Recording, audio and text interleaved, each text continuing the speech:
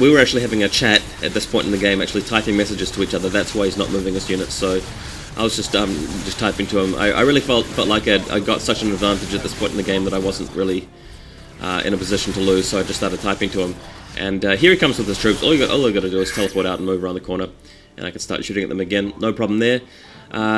Just finally decapping one of his requisition points over here, and because really he's sent no troops out to beat me in the midfield yet, I'm just going for the requisition points because my guys have just got nothing better to do at this point, and they'll actually have to stop capturing after these Hormigauds arrive because they want to do a little bit more damage.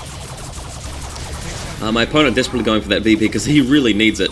He really needs it to stay in the game, and that gives me a chance to actually shoot at him while he's decapturing the point. And forces rushing over here. Just got to teleport out as soon as they make it into close combat, and then start shooting at them again. That's the warp spider way. And one reason why I don't go Howling Banshees is because Tyrants can actually beat Howling Banshees, even though they're very powerful in the patch that was in play yesterday.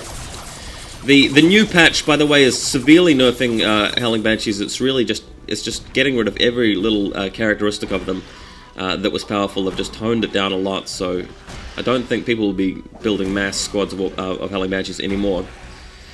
I like to think that Relic might have actually got it to a point where you can build a sort of a balanced army like you may have in certain Dawn of War 1 matchups in Soulstorm, for example. Plasma Grenade to go off. Looks like he's not pulling back his Ripper Swarm, so that's really going to damage him there. He didn't actually kill my building either. And man, that Ravener having to run away. So one thing you guys may have noticed is that he hasn't actually been using Tunnel at all, which is kind of surprising. And quick check with the requisition points. I've actually got 3 points to his 1, but we're now 12 minutes into the game, and he's actually led me on requisition points for probably about 10 minutes worth of this game, at least. So there's that to bear in mind. More Tyranno Warriors out into the midfield. Can't really engage my forces there, too many of them. But he's really swarming across the map because he's down to less than 50 victory points left. We're talking about 40. Oh, he's down. No, sorry, I'm just reading it wrong. It's too small in my video here. He's down to very few requisition points. He's only got like 5. Oh, very close. He's only got 5 VPs left. Wow. So this really puts my opponent under a ton of pressure. It doesn't really matter who's capturing the power or the requisition right now. All I need to do is to capture a second victory point, and I've got this game. My War Spiders are taking back the point over at the eastern side of the western side of the map, and he's actually taking both of the western points. He's actually got one of them.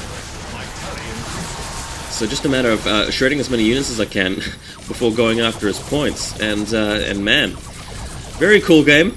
Glad that it's lasted longer than 12 minutes. Usually the game sort of ends at that point, and it very well could have, bearing in mind what's that happened there. Just quick check of the requisition. He's got 1, I've got 2. So there you go. And quickly getting out of the way when I see that green circle, it means the Spore Mines are showing up.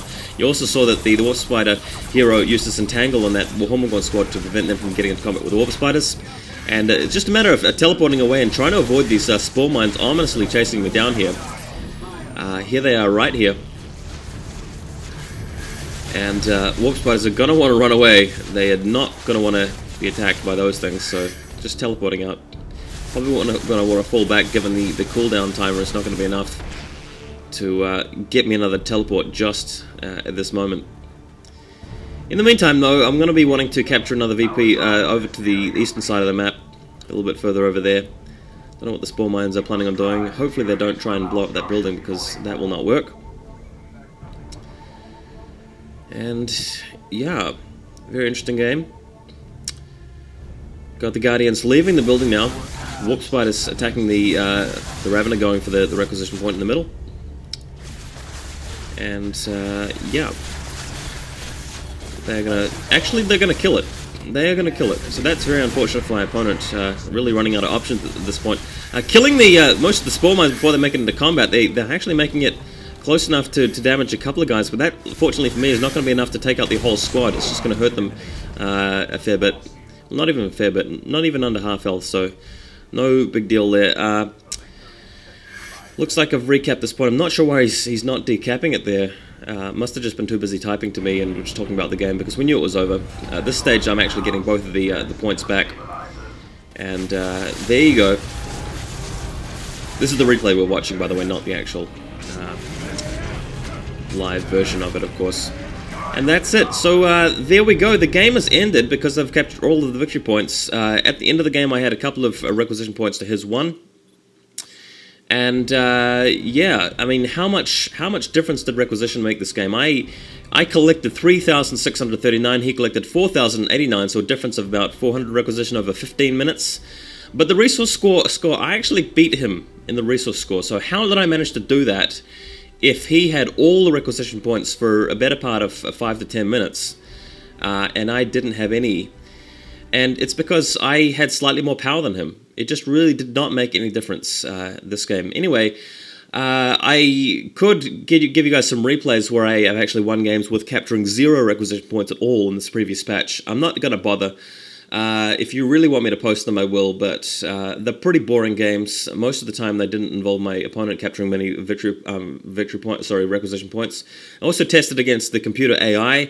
I know the AI is absolutely stupid. I can beat the AI 3 versus 1, but just for your information, I played a game where I allowed the computer player to actually take every single requisition point on the map while I didn't capture any, and still beat the computer, and that game lasted 12 minutes. Then I played another exactly the same 12-minute game, except I captured all of the requisition points on the map and held them for the entire game.